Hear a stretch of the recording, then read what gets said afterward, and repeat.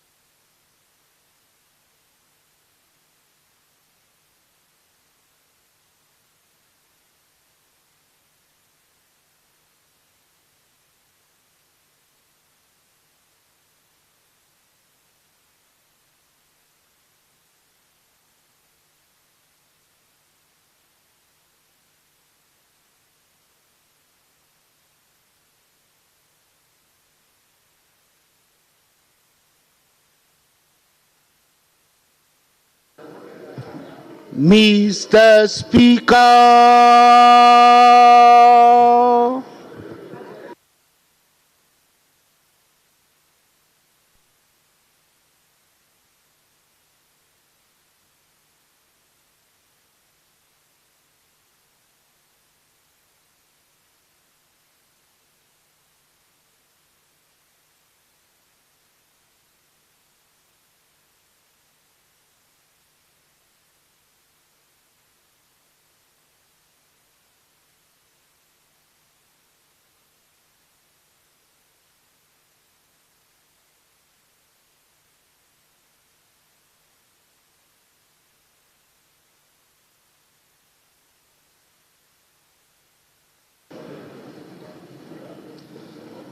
Honourable members, prayers.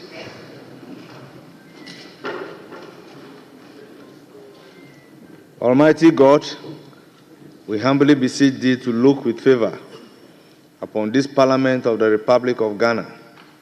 Grant that it may perform its high duty as in their sight. Give divine guidance to the President of the Republic. Endow members of Parliament and ministers of state with discernment and vision, integrity and courage, that through the labors of government, this land and people may be well and truly served, and their good purposes for the common human life be realized in our midst. O God, grant us a vision of our country, fair as it might be, a country of righteousness, where none shall wrong his neighbor, a country of plenty, where evil and poverty shall be done away with, a country of brotherhood, where all success shall be founded on service, and honor shall be given to the deserving, a country of peace, where government shall rest on the will of the people and the love for the common good. Bless the efforts of those who struggle to make this vision a living reality. Inspire and strengthen our people, that they may give time, thought, and sacrifice to speed the day of the coming beauty of Ghana and Africa. Amen.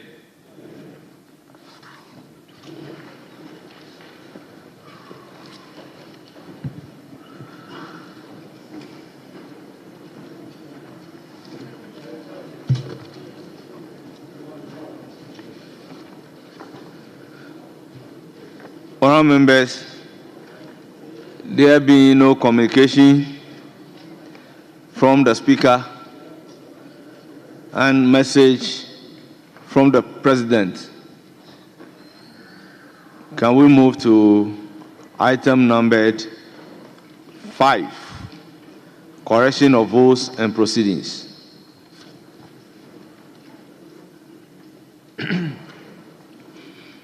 Honourable members, correction of votes and proceedings of Thursday, 13th February 2025.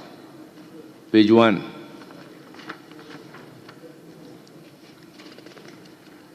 Two.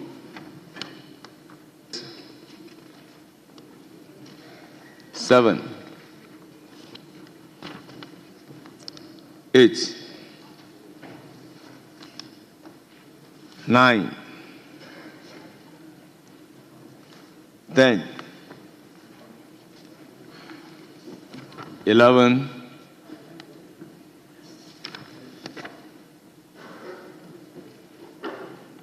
12. 13.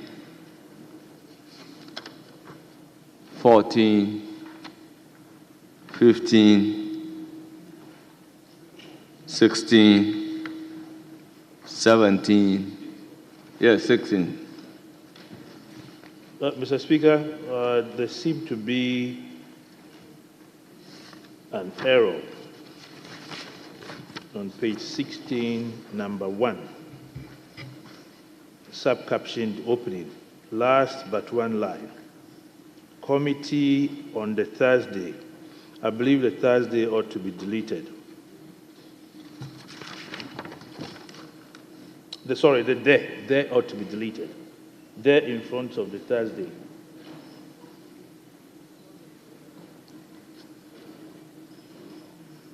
Honourable, is that all?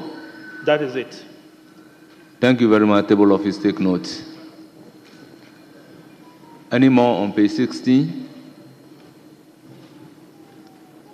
17.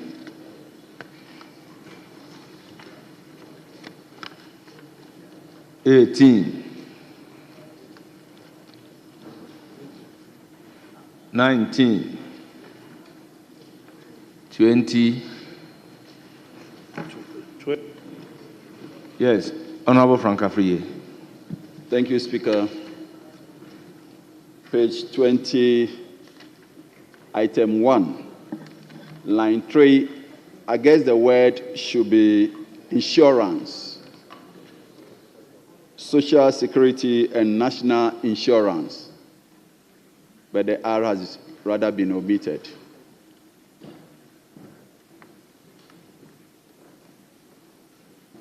Table office, please take note.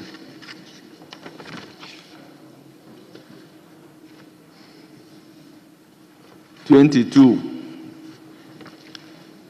and 23.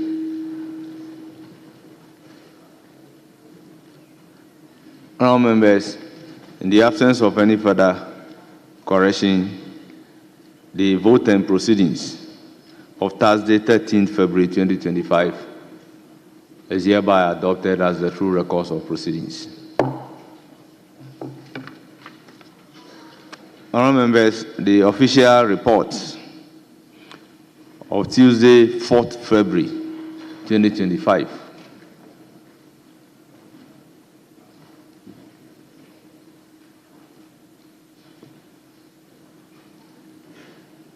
Honourable members, any correction?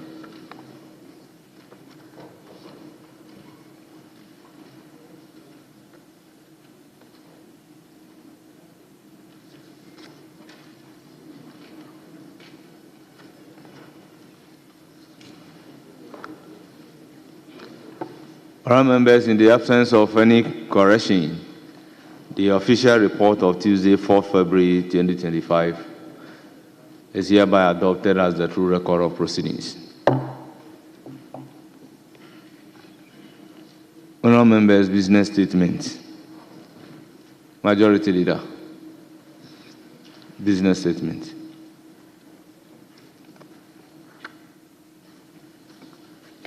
Thank you very much, Mr. Speaker. Mr. Speaker, this is the business statement for the 6th week ending Friday, 21st February 2025.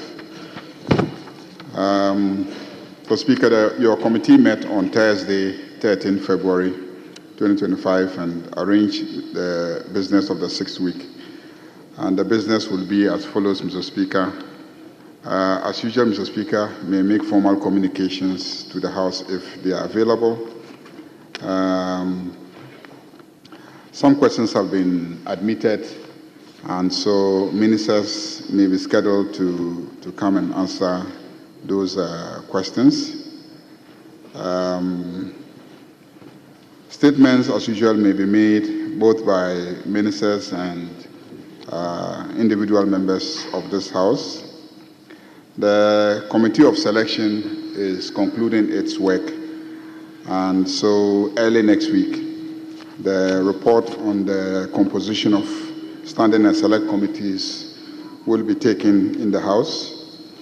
Motions and resolutions may be passed, and we will have a number of briefings by one or two ministers, Mr. Speaker. If you recall, the Minister of Health was to brief us on some matters relating to human metapneumovirus, and then meningitis in the northern part of the country, and cholera outbreak in the Efutu municipality. The Business Committee has also scheduled the Minister for Energy to come on Thursday, 20th February, to brief the House on the steps being taken by the Ministry towards the gradual transition of the country in the use of clean and renewable energy. We urge honourable members to try and be in the House and then to avail themselves of the opportunity to engage with the Minister on these matters. Mr. Speaker, in accordance with Order 2162 and subject to Order 67, the committee submits its business to this House for adoption. Thank you. Thank you, Majority Leader. Business statement has been presented. Any comment? Honorable Patrick Yabuama. Thank you very much, Mr. Speaker. Let me commend the Leader of the House for the presentation of the business for the House in the week ending February 21st, 2025. Mr. Speaker, but let me refer the Leader of the House to Standing Order 222. Leader, it's on the House Committee. I think one of the committees that this House has overlooked year on is the House Committee. And with your kind permission, let me refer you to Standing Order 222, subclause 2, that the committee shall consider any matter connected with the provision of services to members of Parliament that include the office, residence, catering, medical care, working and other facilities, and make recommendations to the House for approval and implementation. Mr. Speaker, you realize that most of the lifts leading to our offices are not working. And also, security on the floors, as well as some of the air conditioners in the offices of members are not functioning properly. There are broken tiles on the floor. And I believe the Committee on Selection next time must constitute the House Committee as part of the Appointments Committee to oversee the working of some of these broken down facilities. Mr. Speaker, it cannot be that you receive delegations in your office on the 10th floor for them to wait for like 20 minutes before they get onto the lift. It's not good. The tiles are not in place, air conditioners are not working properly, security on the floors are not too good and comfortable, and I believe it's something that you must also look at. I thank you very much, Mr. Speaker. Thank you. Point well made. Honorable Eric Afo. Thank you, Mr. Speaker, for the opportunity to contribute to the business statement presented by the Leader of the House. Mr. Speaker, I've realized one or two things in the House which I want to bring to attention of the House. Mr. Speaker, our friends from the other side have been invoking Article 102 of our Constitution, more so our Standing Order 64, all boils down to about quorum in this House. And they raise it at a time we are handling a very important business of the House, public business. Mr. Speaker, I want to make a personal application to you. The application is that I want us, if you agree, through the leaders of the House and through the Business Committee, to shift our sitting time from 10 a.m. to 2 p.m. Mr. Speaker, I'm saying this because, first of all, it will help honorable members to be in their seats. They'll use the mornings for their administrative duties and be in their seats. Two, it will help ministers of state to prepare adequately to come and answer parliamentary questions from members. Two, they can give statements of their ministries. Mr. Speaker, it also helps you. I know that your speakership doesn't lie only in this chamber. You have other administrative duties that you can also do in the morning hours. So I'm putting up this application to you. If it can be accepted, can be adopted. Because, Mr. Speaker, fortunately, I've been with the Business Committee for almost 8 years in this House. And through your influence, I've visited a lot of parliaments in the country, in the world. The last one was Zambia. They start their meetings or sittings around 2 o'clock, 12, 1, 2. And it helps them. So if we can replicate this in this country, I think to go a long way to help us. This application. Thank you, Mr. Speaker. Thank you very much. Any further comment? Yes, Deputy Minority Whip. Mr. Speaker, I would like to find out from the leader of government business when the message on the state of the nation will be presented and when should we be expecting the budget. Thank you.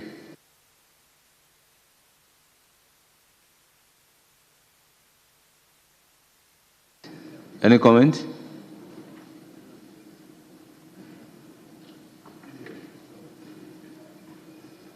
Yeah, Mr. Speaker. First, let me thank the leader of government business for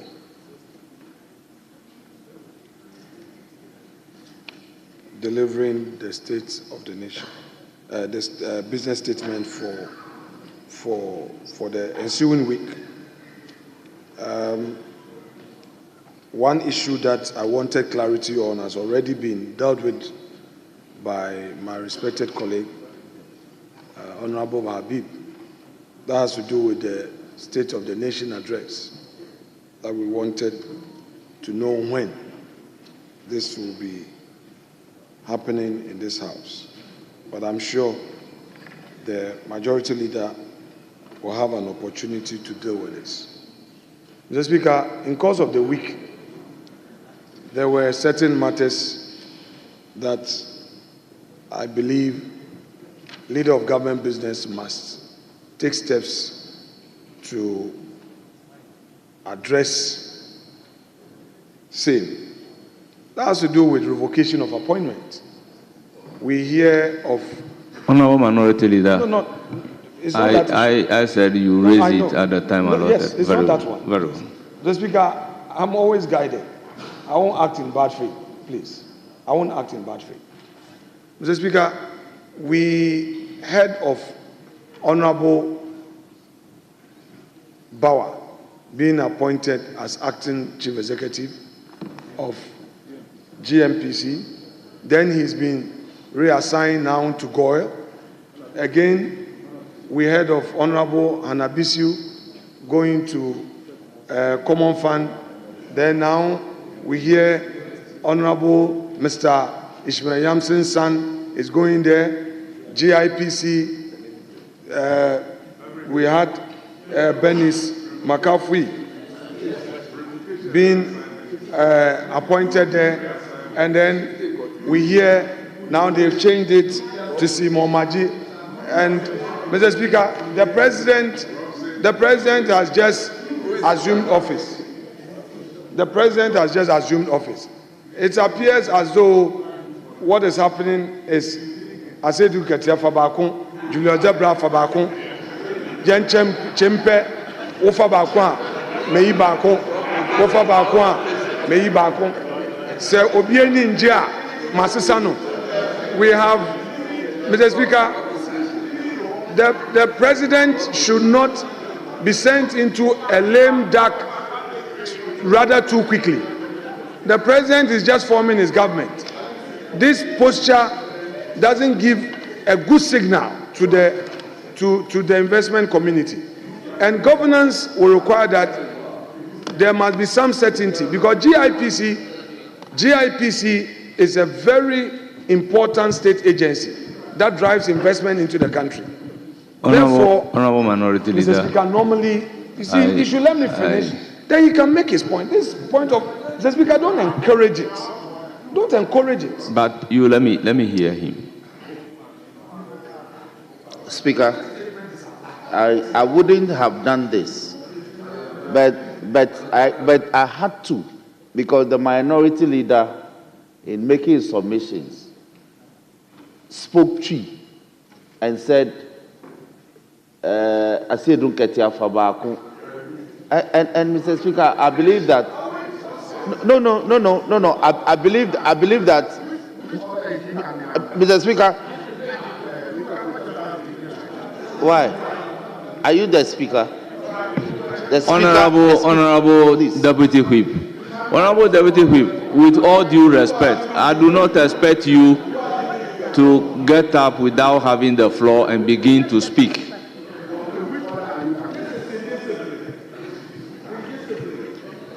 Mr. Speaker, my leader the minority leader knows better. He can make his point without drawing my national chairman's name. Because my national chairman is not an appointor of the persons he has referenced in his submission. So, with all due respect to him, he should withdraw that aspect of the submission that drew in my national chairman. With all due respect. Honourable Minority Leader, just take note. Very well. I've taken note. So, Mr. Speaker, we are aware in this House, this history of Fonka games. That's why I was trying to caution the Fonka games era. So I'm just being very careful here that we know Mr. President has one term. He's just assumed office. We need all of us must support Mr. President, especially his own party members. Because if you make an appointment today, you reassign. So for instance, we have 4 more deputy ministers that are to be appointed, nominated, to add up to make it the 60. It's still delaying. We don't know what is happening. Yeah, 50 says you need to add 4 to make it 60. Mr. Speaker, we don't want a situation where we start the vetting, the 14 that we have, we start, and at the tail end, something will come up.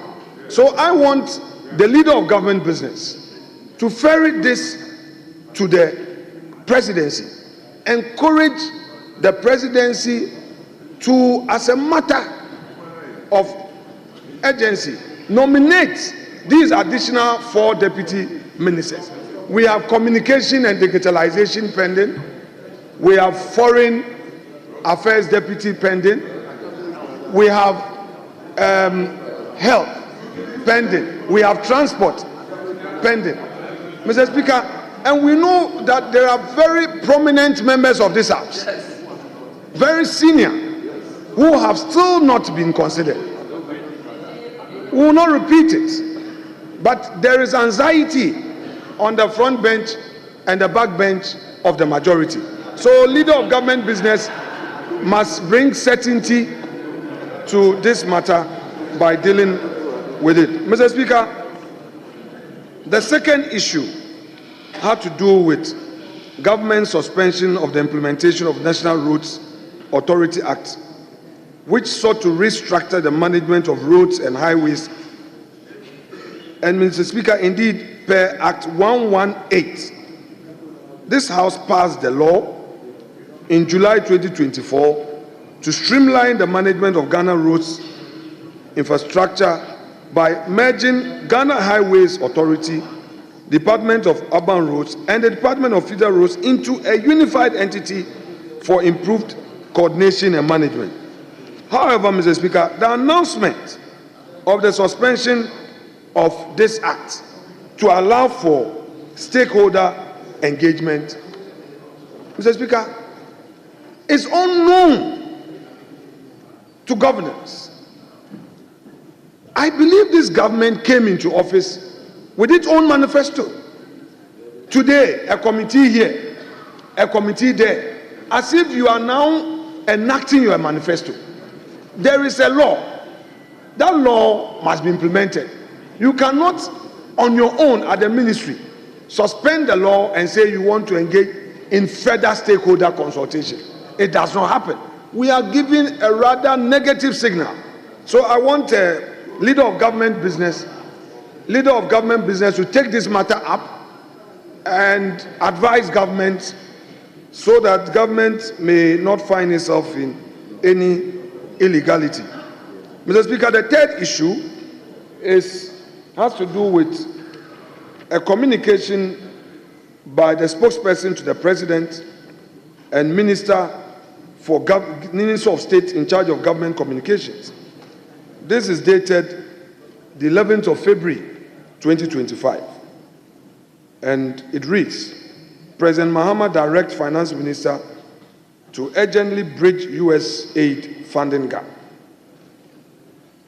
Mr. Speaker, basically, this public notice is directing Dr. Kassiel Atufos and the finance minister to find ways of filling that gap of 156 million as a result of USAID's suspension of support.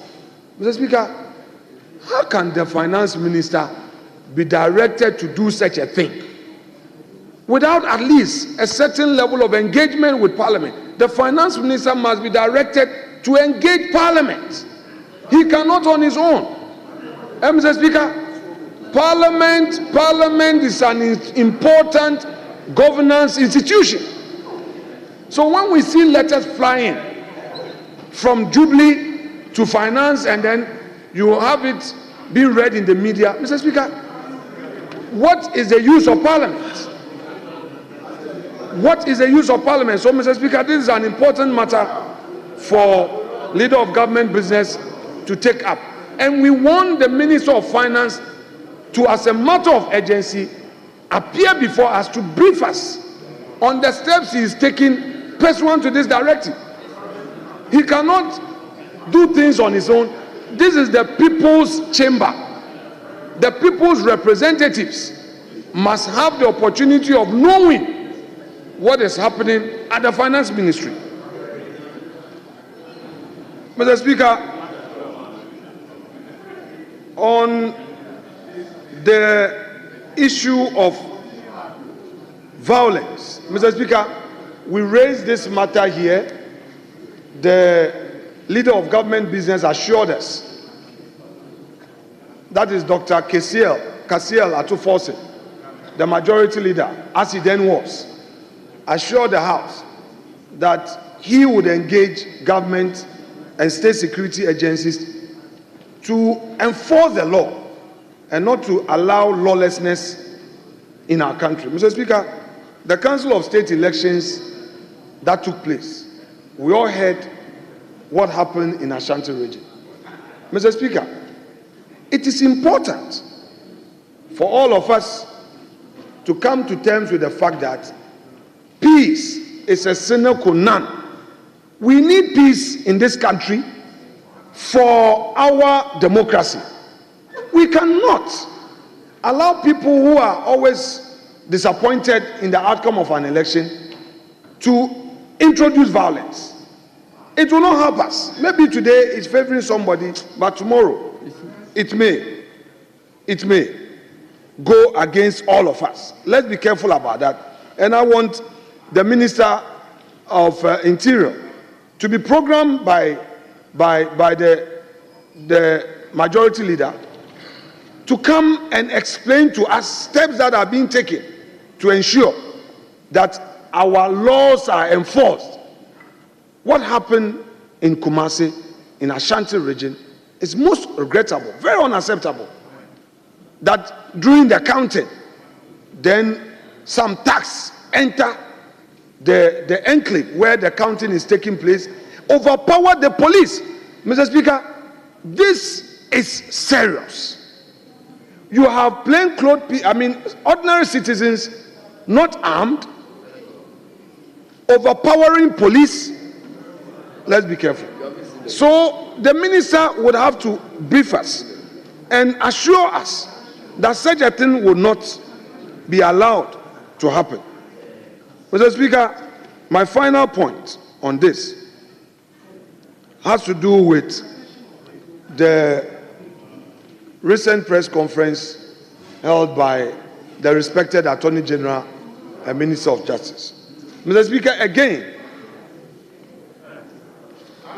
it is within our right to know certain decisions that the Attorney General is taking in his ministry. Yes, he can hold a press conference, but he must brief the House. He is saying that without consulting Mr. President, without engaging cabinet, on his own, he has entered nolle prosequi. In other words, he is discontinuing certain criminal trials. He told the press that the president is not even aware and he is responsible, and that he is yet to prepare a cabinet memo. Mr. Speaker, this is unacceptable.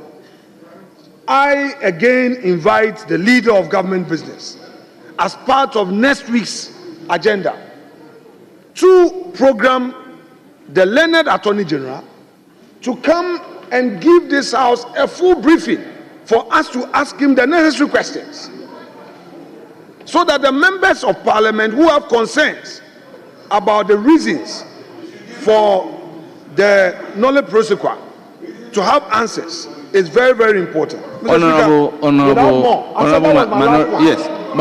Minority Leader. Honorable members, order. Honorable members, order. Honorable Minority Leader. When the power of nolle prosequi is exercised, is it questionable? I didn't hear you. The power of nolle prosequi, when it is exercised, is it questionable? Mr. Speaker, thank you for the question. Mr. Speaker, I would first give you a political answer and then attempt a legal answer. Mr. Speaker, we operate in a political space. All my prayer is that the Attorney General has briefed the press. He held a press conference and briefed the press. This is the chamber where the people's representatives deliberate. I am saying that the respected majority leader, as part of next week's program, because Mr. Speaker, what we are doing here is business statement. And I am saying that if the Attorney General has found it prudent to hold a press conference to brief the press, then as part of our bona fides as a parliament, the majority leader should program him to also brief the House. Mr. Speaker, he is not required to provide a reason, give a reason for, entering nolle prosequi. But we are saying that to the extent that he has decided to give an explanation to the media, we are the people's representative. It's only a request to the leader of government business to invite him here so that he briefs us. So that's basically the point I am making. Mr. Speaker, I'll rest my case on that for the leader to answer to some of the questions. Honorable Minority Leader and honorable members, in Ghana, the Attorney General has a statutory power to issue a nolle prosequi under the Ghanaian Criminal Procedure Code 1960 Act 30 to discontinue any criminal proceedings before final judgment is made. And this is without question from anybody. So I believe when the Attorney General is programmed to come here, the House would have been questioning the Attorney General on the exercise of the power or the exercise of the authority. So, Speaker, no, that is not, Mr. Speaker. Please, let's tread cautiously. Yeah, Mr. Speaker, with respect, it's a good exercise. Mr. Speaker. Honourable Minority Leader, I believe let's tread cautiously. Let's tread cautiously. Mr. Speaker. I just want us to trade cautiously. We are here to learn, Mr. Speaker. We are here to learn, and you are here to also help with the process of governance, Mr. Speaker. It is not for us to question the Attorney General's discretion.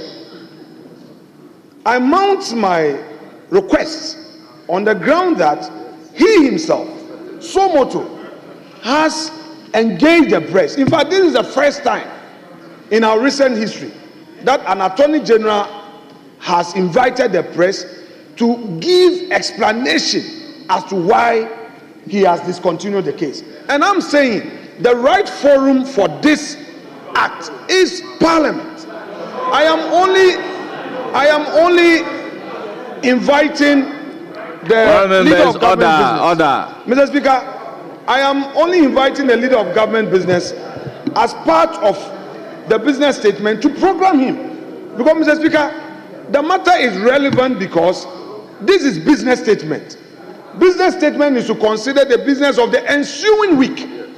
And we have good reason as a house to allow contributions after the leader has made the presentation. So in making contribution, I am urging upon the respected leader that he should consider inviting the Attorney General. That is, if it finds favor with him and with the leave of the House. That he comes very much. to brief us. It is not enough to brief the press, because this is an important national issue. Mr. Speaker, I rest my case. Thank you. I will give the floor to the majority leader to respond.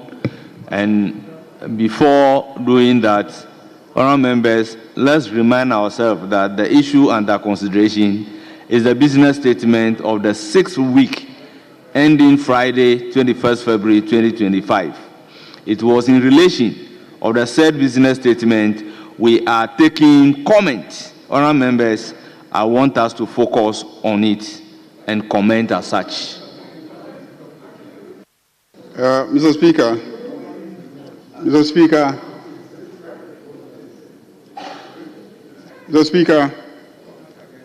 I thank honourable colleagues for drawing attention to a number of matters relating to the business program for next week. Let me start with the issue of appointments raised by the minority leader. Mr. Speaker, I believe the minority leader is aware of Article 79 of the Constitution. Article 79 of the Constitution says the President may, in consultation with a Minister of State and with the prior approval of Parliament, appoint one or more deputy ministers. So the appointment of a deputy minister has to be done in consultation with the substantive minister. So the nominations for deputy ministers cannot come at the same speed that those of the substantive ministers came. So I hope that you are educated a little now. You appreciate it. So now that the ministers are in place, the president has to take his time, consult their sector ministers, and agree with them on the deputy ministers, and now bring the nominations. So take your time. The president is consulting his ministers, and after the consultation, he will bring you the names. So I hope you understand.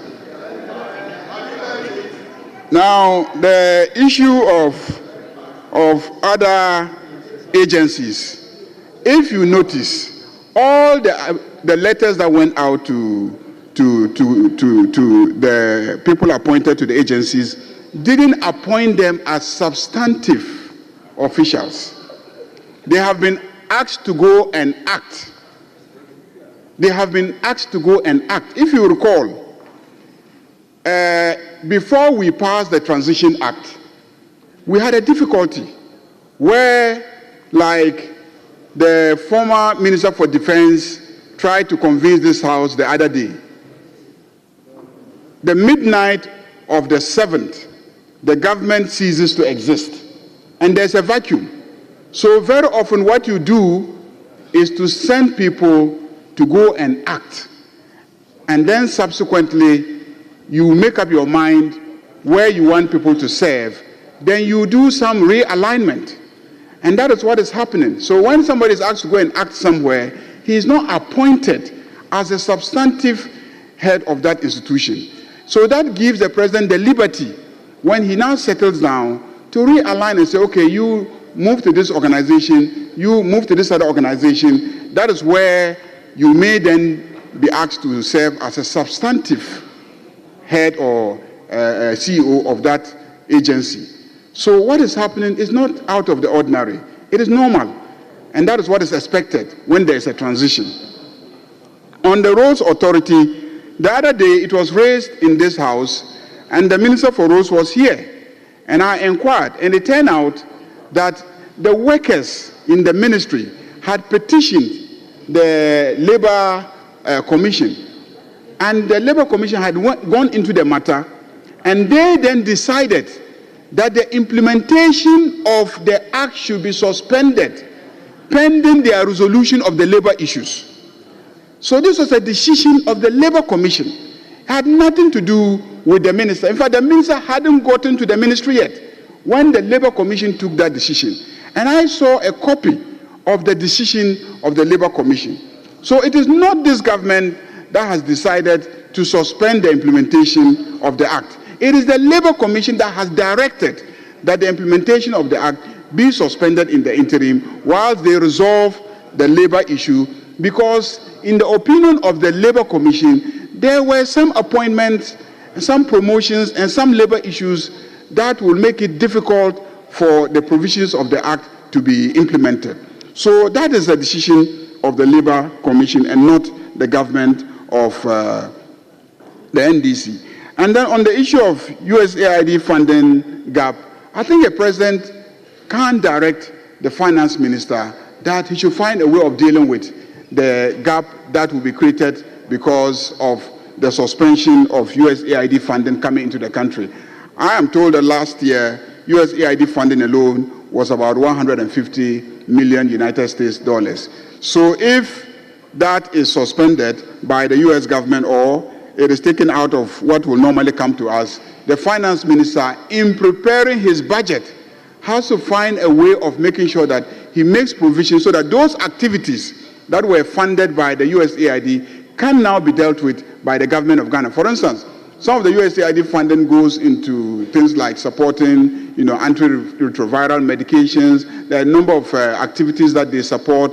And so if they stop funding those activities, malaria-related matters, I think the other day, the former Minister for Finance made a statement in which he outlined areas where normally the government of Ghana gets support through USAID to fund.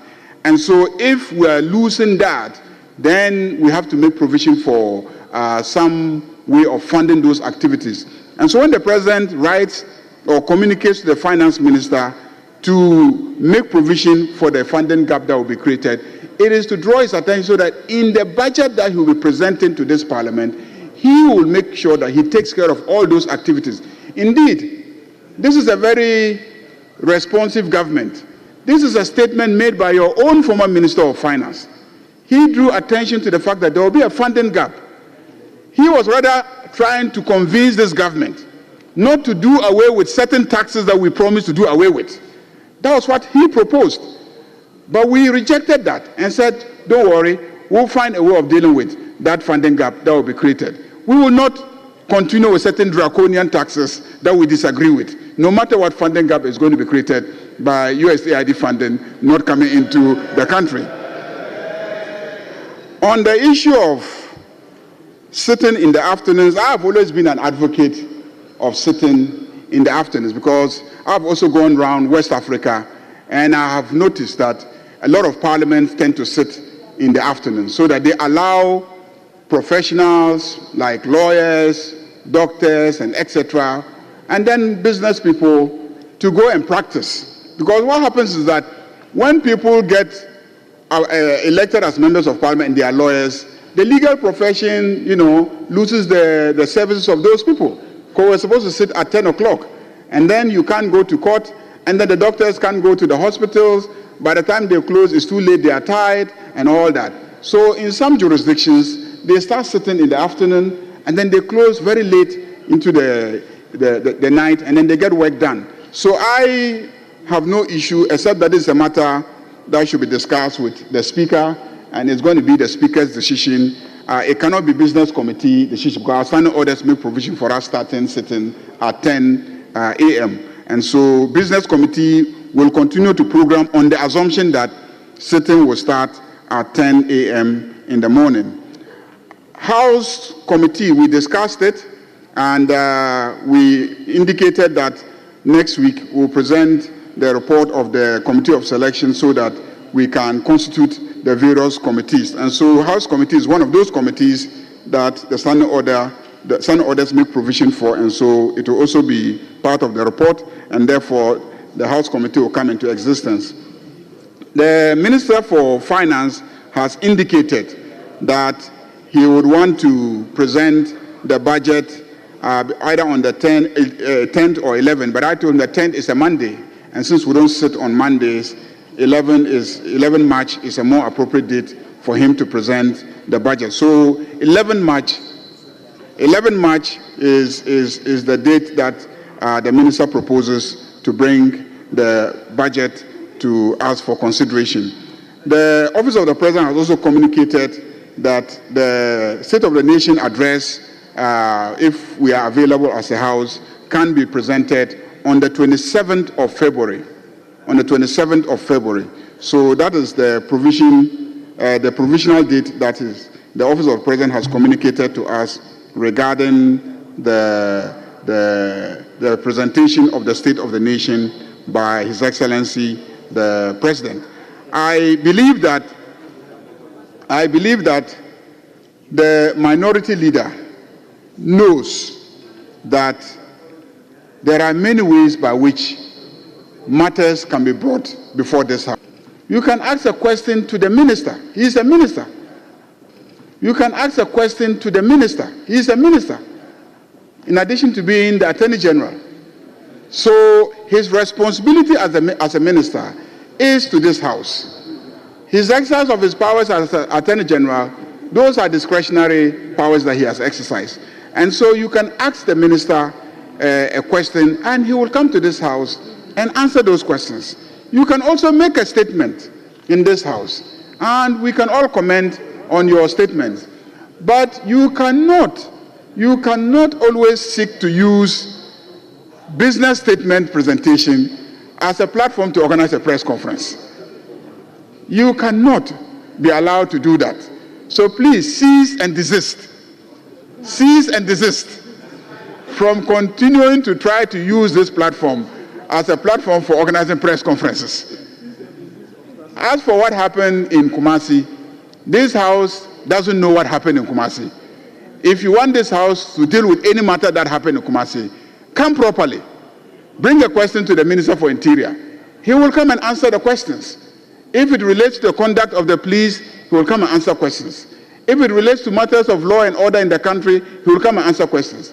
But like I said, cease and desist your conduct of always trying to use business statement time as a platform for making press conferences. We will not allow that. We will not allow you to continue. Today we indulge you. Next time, we will prevent you from making such statements on the floor of the House. Thank you, Mr. Speaker. Thank you. Thank you. Honorable Minority Leader, you know you don't have a right to respond. So, Honorable Minority Leader, let's make progress. With all due respect to you. Honorable Minority Leader. Honorable Leader, I will give you the floor after adopting the business statement. On the business statement. Mr. Speaker, with respect. Mr. Speaker, with respect. Let's not set up a new precedent. I keep saying it. Mr. Speaker, only yesterday I was a leader of government business. The majority leader in opposition, I would go for the Hansard. I've enjoyed these tutorials, but fortunately, Hansard is always a record to guide us. Today, when you are raising a matter for a minister to be programmed, you are told that you should go for a press conference. No, I take it lightly. I know he said it on a lighter note. But, Mr. Speaker, these are part of the bona fides of every member of parliament. You ask a question, you make a statement, and also make an application for a minister to be programmed to brief the House on a national issue. And that is the government of the application I made. So I'm not wrong at all.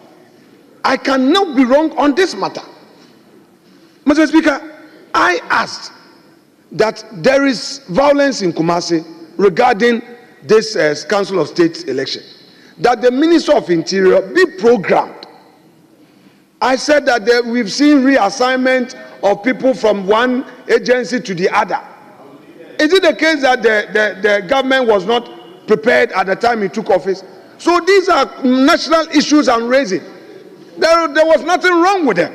And then I also said the Attorney General should be programmed to come and explain to us why he did a press conference and the people's representatives have not been briefed. So I am saying that he should program him to come and brief the House. These are national issues. But Mr. Speaker, I'll rest my case. I've taken his tutorials, but the majority leader should be rest assured that next week I'll bring the Hansa. Research is not a problem for me. I am going to bring all his issues he raised when he was in the middle bench and also acted as a de facto legal advisor to his front bench. He was a de facto legal advisor to the front bench. He was always harassing me when I was in that black seat with issues. And today he says, I should file a question. Next time they will prevent me. I don't know how they are going to prevent me. Whether they are going to sacrifice me or not, I don't know. But Mr. Speaker, I learned, Mr. Speaker, I'm guided by the precedents they taught me when I was the majority leader. The way Roxanne Dafiamakpo, the current chief whip, you arrest my case. He will raise quorum. Dafiamakpo quorum. Today they are complaining about quorum. He will raise quorum and I have to beg him. Today, you see, Mr. Speaker, arrest my case. Honorable Minority Leader, thank you very much. Honourable members, the business statement for the 6th week ending Friday, 21st February 2025 is hereby adopted.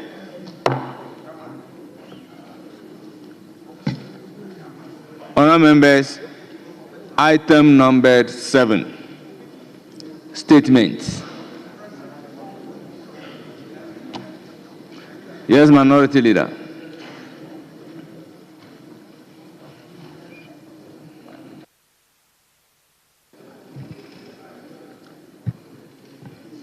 Mr. Speaker, thank you for this opportunity to make this statement on the aftermath of the Chief of Staff's directive to state institutions regarding employment of civil servants and public servants post-December 7th. Mr. Speaker,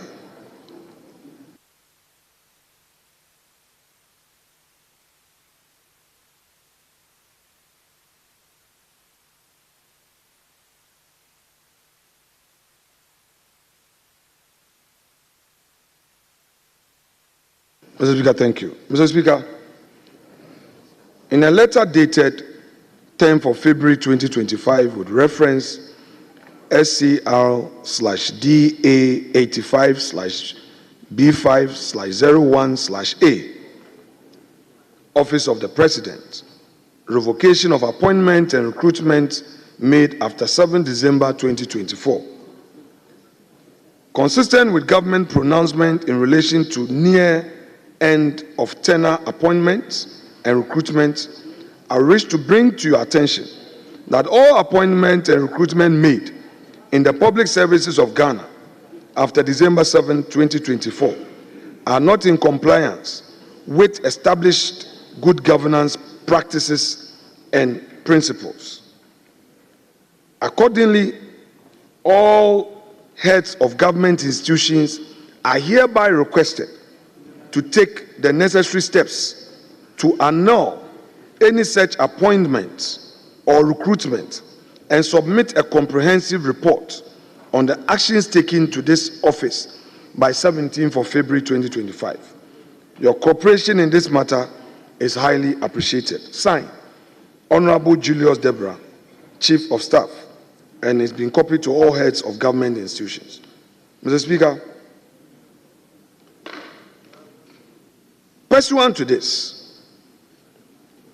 state institutions have been issuing termination letters, revoking appointments, and it is causing a lot of trauma to the youth of the country who have been employed by the state.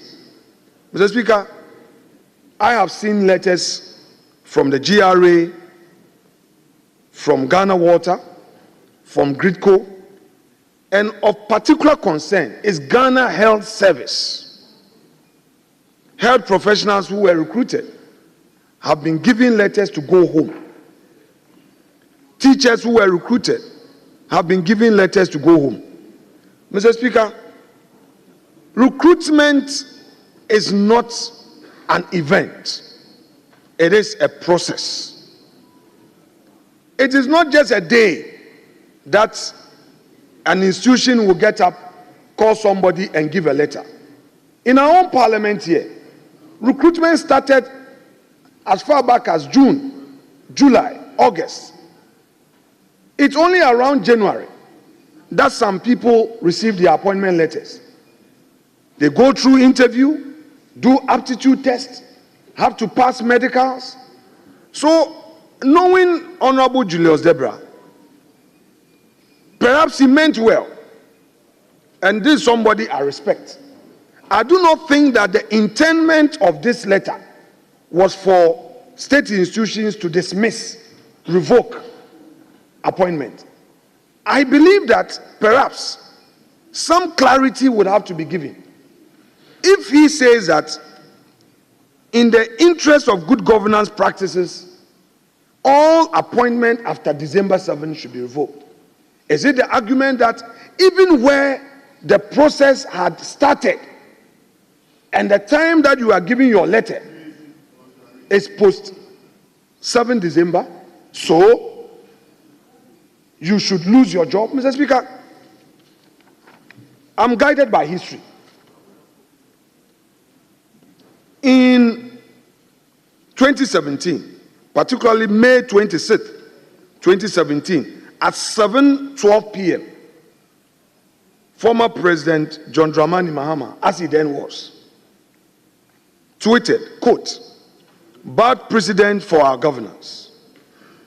Mass sacking of workers by the MPP government unacceptable." He goes further at 7:13 p.m. the same evening. "These workers are all citizens and like all Ghanaians have rights which must be protected." Then hashtag one Ghana, one people. Mr. Speaker, pursuant to this, there were serious behind the scenes discussions. And although government had intended to scrutinize these recruitments, no Ghanaian worker was sent home. I know about Yoko. There were recruitments at Yoko. Not a single one of them was sent home. And I say this on authority.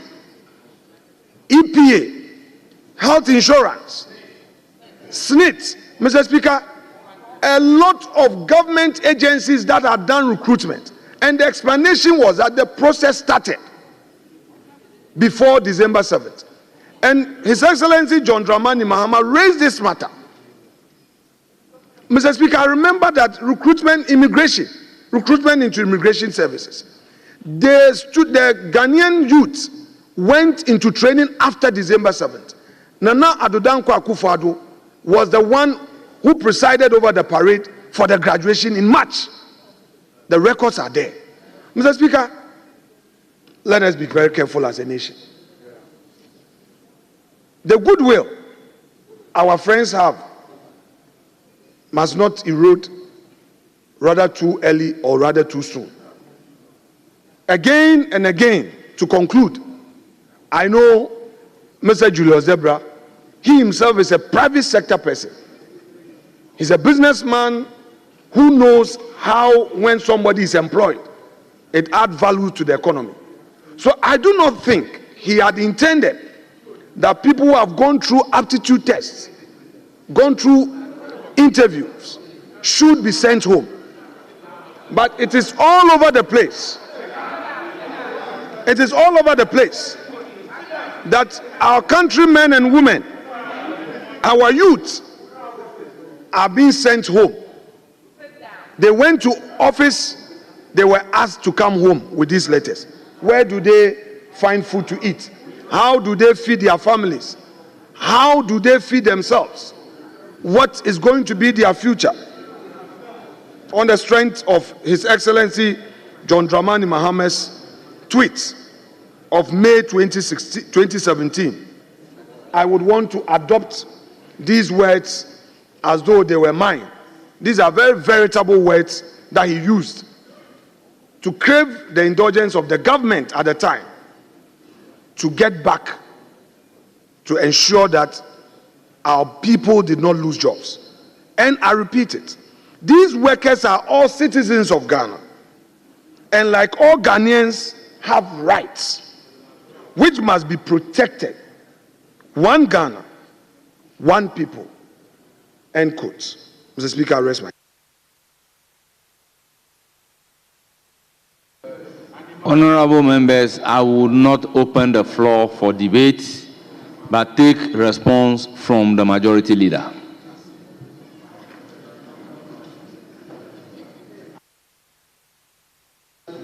Mr. Speaker,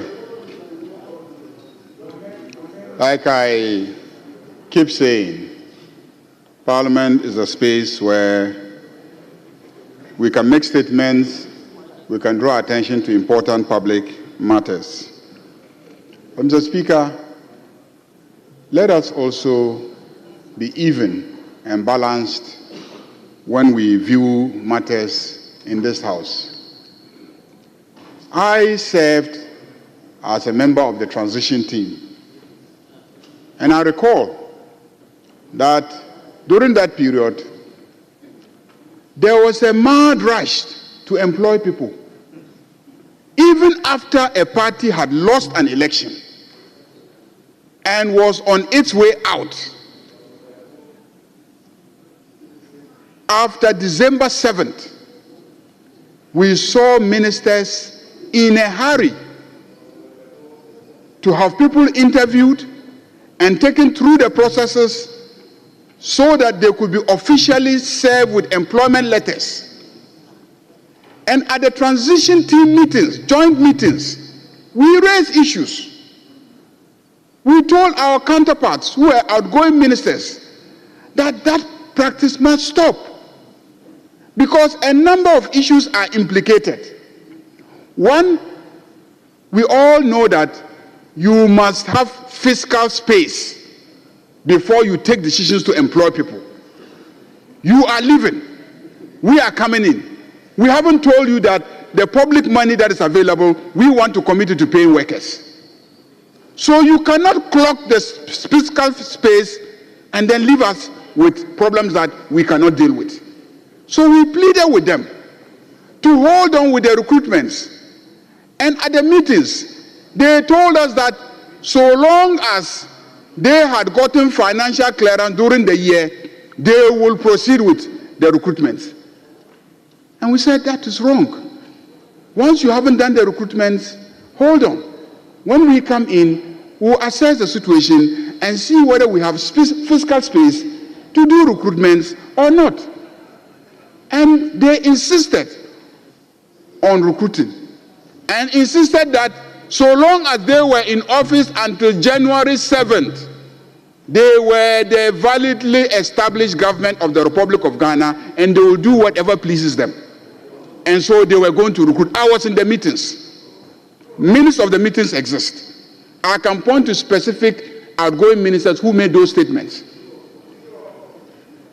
So if you engage in such recklessness and you go and you know that you are leaving office, and you decide to load the public sector with workers, that will make it difficult for the incoming government. What do you expect? What do you expect? What do you expect? So, Mr. Speaker, I will not. Look, I made those statements at the transition team meetings, and I'm repeating those statements here, that it is reckless for you to leave.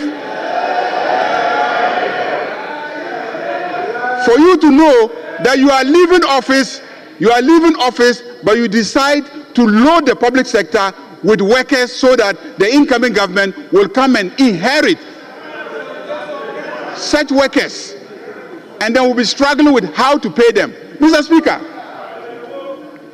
look, I chaired about 8 ministries, the transitions. I saw an agency, I won't mention the name, but if you push me, I'll mention the name. Mr. Speaker, when we were leaving office in 2017 January, that agency had about 120 workers with a certain asset to manage. At the transition, we asked them today, how many workers are in that agency? Mr. Speaker, there were over 1,000 workers. Mr. Speaker,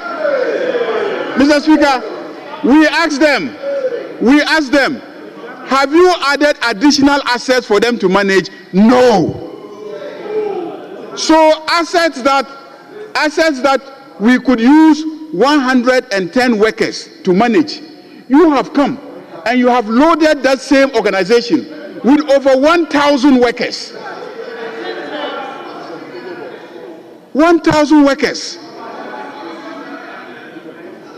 It's not a question of whether or not they are not Ghanaians. It is about the proper management of the state.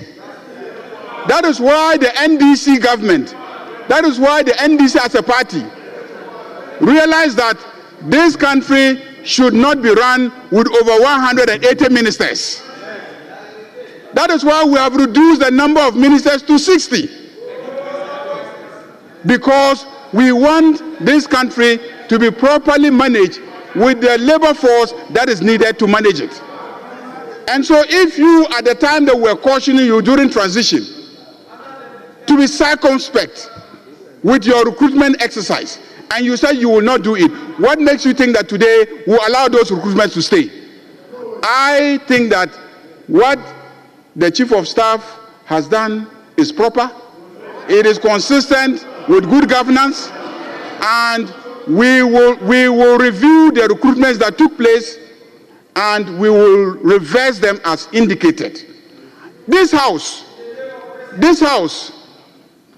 I was in this house when the Minister for Interior came and said he was going to recruit people into the security agencies. During the transition meetings, we cautioned him, please do not proceed with the recruitment. In this house, we said, even if you have to recruit, go through the proper advertisements and give every young person an opportunity. Mr. Speaker, if we go and we want to interrogate a lot of the recruitments that took place, you will realize clearly that those recruitments amounted to abuse of discretion. There was no proper advertisement. There were no proper advertisements. People sat down and then just agreed among themselves, brought together family members, brought together foot soldiers, and then they went and recruited them. That was what happened. How many did you advertise? How many did you advertise? How many did you give opportunity to every Ghanaian in order to apply and be taken through the proper processes?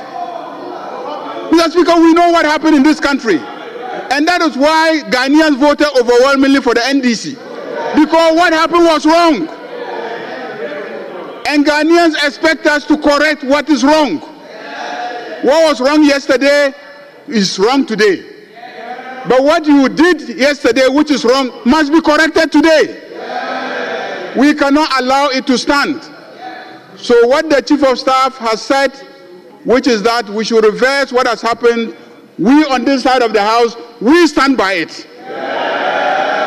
And we will push it and make sure that fairness exists in the public sector. When it comes to recruitment under our government, I want to assure you that we will also ensure that there is fairness, that there is equity, that we are even-handed in doing whatever we do. that every Ghanaian young person is given a fair opportunity, an opportunity that they were not given in the past. We will give every young Ghanaian the opportunity because, as we promised, we are resetting this country, and the resetting begins now. Thank you very much, Mr. Speaker.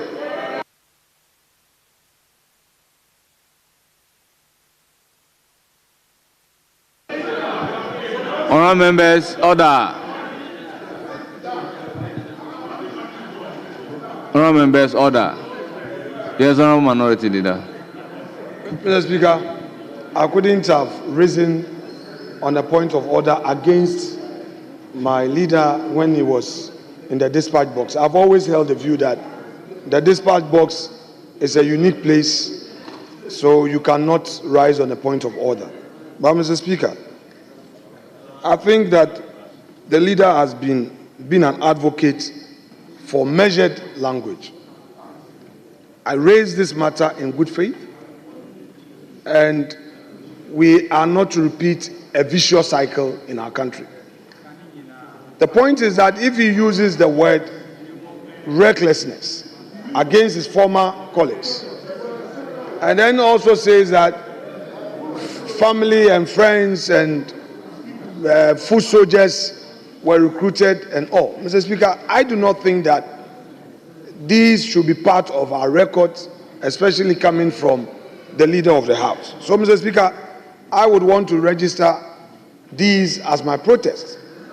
If he is minded to take these words back, so be it. If he feels strongly about it that they should, if he feels strongly that indeed these should be part of the record and that Ghanaians who have been recruited should be sent home and they don't deserve to be employed, I have already made my point. I've relied on what President John Dramani Mahama said, and I will not litigate the matter any longer.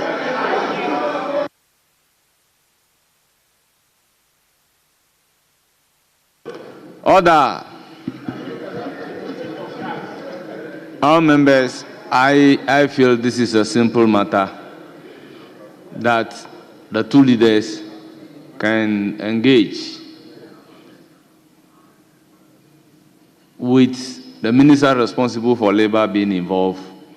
They can have audience with the chief of staff, and then most of these matters will then be resolved.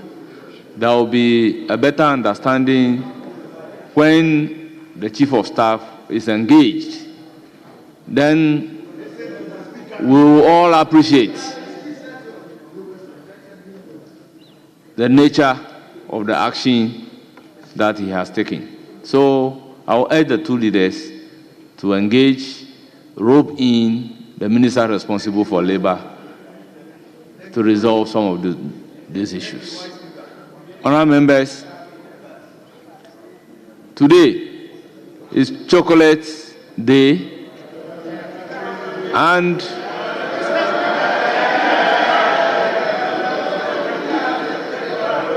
Valentine's Day. Honourable members, we have admitted 3 statements that we have to take jointly on Chocolate Day and Valentine's Day. Honourable members, before doing so, may I use the opportunity to wish everybody a happy Chocolate and Valentine's Day. Not forgetting my dear wife,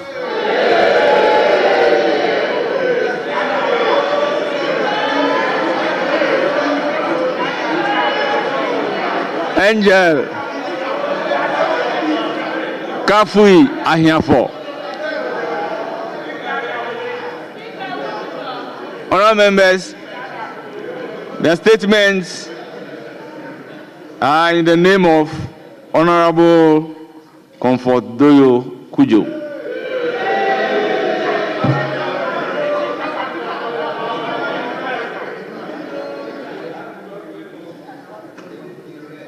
Honorable Elizabeth Ofosu Ajari, and Honorable Abla Jifa Gomashi. I will proceed to give the floor to Honorable Abla Jifa Gomashi. And the second Deputy Speaker should take the chair. Honorable, you have the floor. Thank you very much, Mr. Speaker. And I wish you a happy chocolate and Valentine's Day too. Mr. Speaker, honorable members, today as we mark Valentine's Day, also now observed as National Chocolate Day in Ghana, I am honored to speak on the theme, Eat Chocolate, Stay Healthy, Grow Ghana, and the guiding sub-theme, Chocolate for All, Taste, Share, and Care. As we celebrate National Chocolate Day, we are celebrating Ghana's rich cocoa heritage as a vital component of our economy and culture. These themes outlined also underscore the importance of sustaining an ecosystem that promotes growth in our cocoa sector. It also recognizes the hard work of our cocoa farmers, processors, and all within the supply chain whose livelihoods encourage healthy lifestyles and drive economic development. We appreciate their production of high-quality chocolate that delights our consumers. Mr. Speaker, as you may be aware, the celebration of the National Chocolate Day was instituted in 2007 by the then Minister for Tourism and Modernization of the Capital, the late Honorable Jake Obechebi Lamte. May his soul rest in peace. To coincide with the celebration of Valentine's Day, in 2021, Cocoa Board and Ghana Tourism Authority came up with the idea to extend the Chocolate Day celebration to a week-long celebration and has been celebrated since its successful launch. Mr. Speaker, the National Chocolate Week is more than just sharing of chocolates. It is a time of fostering unity, national pride, focusing on marketing Ghana and promoting domestic tourism. As we indulge in the sweetness of chocolate today, let us be encouraged to patronize the exquisite flavor of our locally produced chocolate, share its goodness with family and friends, and show care and concern for the communities that cultivate this precious crop. Additionally, it is acknowledged, let us acknowledge the importance of sustainable cocoa practices and push for fair trade and social responsibility in the cocoa industry. Mr. Speaker, as part of the activities marking this year's National Chocolate Week celebration, each passenger arriving at the Kotoka International Airport will receive a complimentary bar of Golden Tree chocolate. This chocolate experience gesture is to introduce the Ghanaian brand of chocolate to arriving passengers, especially our visitors and tourists. In our show of love as promoted by Ghanaian cultures, a chocolate drink stand will be mounted at the reception of the Ghana Tourism Authority head office and behind you for all staff and visitors to enjoy the celebration of the National Chocolate Week. Regional officers of the Ghana Tourism Authority will participate in the National Chocolate Week by visiting the pediatric units of their regional hospitals with chocolates. The celebration will be climaxed with a street float and chocolate feast through the principal streets of Accra, ending with a Durbar at the Kwame Nkrumah Memorial Park. We trust that our stakeholders in Cocoa Board, Cocoa Processing Company Limited, and other corporate bodies in Ghana will support us in this exciting initiative. Mr. Speaker, the National Chocolate Week and other activities in the tourism events calendar would enhance the appeal of Ghanaians as a preferred tourist destination, providing memorable experiences for both domestic and international tourists. I therefore urge you, honorable colleagues, to join the Ministry of Tourism, Culture and Creative Arts as its partners to celebrate 2025 edition of the National Chocolate Week, which starts today, 14th February. Indeed, the celebration of Chocolate Week is a unique opportunity to show love to friends, family, colleagues, and the disadvantaged. And the perfect gift for the season is chocolate and care. Ayiko, thank you. Akpanami, Bedamwase. To all our cocoa farmers, we appreciate your dedication to cultivating the finest cocoa beans. To our chocolate makers and all involved in the supply chain, we celebrate your creativity and innovation in creating unique products. Let us all embrace the goodness of Ghanaian chocolate, sharing its taste and care with loved ones while growing Ghana's prosperity. I brought a gift for all members of Parliament, and if you can bring them here. National Chocolate, Happy National Chocolate Week to all of you. The drinks, we have cold chocolate drinks and warm chocolate drinks out there for you to taste as well. So I'll give it to our leader, Honorable Doyo, so that all members can enjoy the chocolate day with us. Thank you very much for today. Thank you. Thank you. So, Honorable, hold on. If you want to go, you leave it with us.